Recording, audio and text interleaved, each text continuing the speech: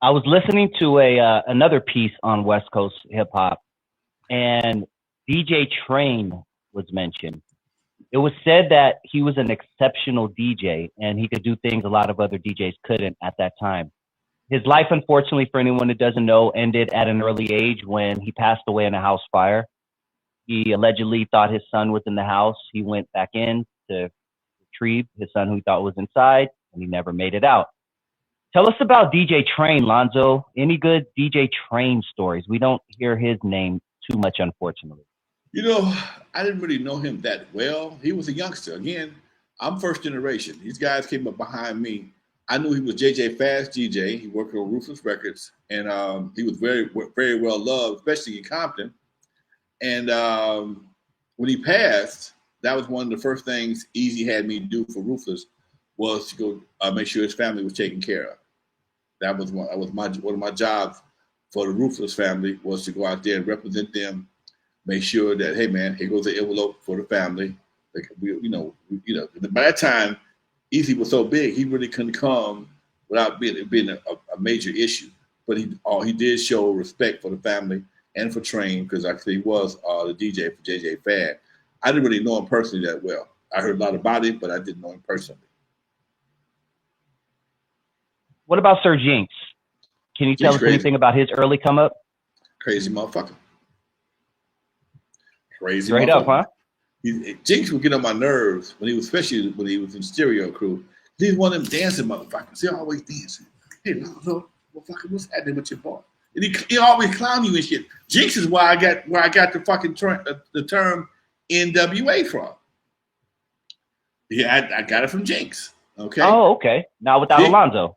Jinx was clowning one day. Somebody asked, "What does N.W.A. stand for?" He said, "Niggas without Alonzo." And it was clowning. And okay, nigga, I'm gonna use that. I'm gonna keep that. I kept it in the back of my head. And when it came time, I dropped it on them. Okay. Jinx was very instrumental in a lot of what N.W.A. did in the very beginning. Kelvin Anderson tells the story how Jinx convinced him into buying a SP 1200 because Ray would let him get on his, and so Jinx started making music out of VIP Long Beach using a SP 1200 that Kelvin bought for the store, and he became an in-house producer on the VIP Long Beach. You know, he's always outspoken, very energetic, and like I said, he always wanted to pop lock and joking motherfuckers. Man, sit your ass down. So Cube was never like that. Cube and KD was always cool. Then all of them same age, all of them Geminis. All three of them Geminis. Jinx he wanted them cats is always on. He's always been unique. He was a dancing son of a bitch back in the day. And like I said, all through the conversation, he practicing his moves. All while he talking to you. He practicing his move like Neo or some shit. Tell us about Michael Mixon Moore. Michael Mixon Moore. Michael Mixon Moore was a DJ on the radio. One of the first guys on the radio. He was a big part. He was a big influence back in the day because to have somebody on the radio mixing was a big deal back then. And Michael was a militant. I think he joined the Muslims at one point, if I ain't mistaken. He was on. I think he was on the Power. He was on one of them big, either K-Day, Power, one of the big stations. And they fired him and pissed him off. I think it might have been Power because it was K-Day. I'm looking it up right now. I would say K-Day if I had to guess. Yeah, he was part of the traffic jam. 5 o'clock traffic jam, yep. Yeah, he was one of those DJs, and allegedly, he got pissed off at him, and they fired his ass. He allegedly rented a helicopter and flew over one of their concerts and threw out a bunch of flyers about how fucked up the radio station was. Yeah, no bullshit. Yeah, when he was at K-Day, then he went to KJLH, where he was reportedly ejected for words and messages management to listeners. Yeah, he got in trouble at KJLH, it looks like, also. Yeah, he was a very outspoken dude. And, he's a nice, he wasn't big, he wasn't muscular. He was like one of them big round dudes. Okay, but he was a great DJ, and he was talking shit, and he always bounced around for a few stations. I think he went to one of the bigger. When he went to one of the bigger ones, that's when he pulled it. He used to MC also. They wouldn't let him on the property at this concert. He would have got a helicopter or some shit and just threw flyers out the helicopter, talking, bad mouth from the radio station. Back in the day, man, street DJs, when they got the radio, they got powerful as shit. They got powerful. Another brother, man, what was his name? Damn it. He was the man. He was on every club in the city. He got killed on a motorcycle.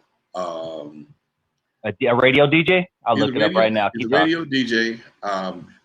Magic Mike was another guy that was very hot around that time. And they all had radio connections, and they were one of the first ones that brought the hip hop vibe to any radio station here in LA. Then they started doing clubs, and they just blew up. And Mike was doing maybe 3 or 4 clubs a week, man. And he rode a motorcycle, and he went down and didn't get up. All right, you know what? I'm looking at AI. It says he passed away, and looking at ChatGPT, passed away in 2018. His death was reportedly due to an illness, not a motorcycle accident where he killed someone. However, there have been incidents where radio, yeah. So I don't know, maybe. Mike, Mike, this is the wrong Magic Mike then. Magic Mike, Mike Ramsey, DJ, very well-known radio DJ. Magic Mike died in the 80s. Then this is okay. This is 2018. Then never mind. This dude died in the 80s.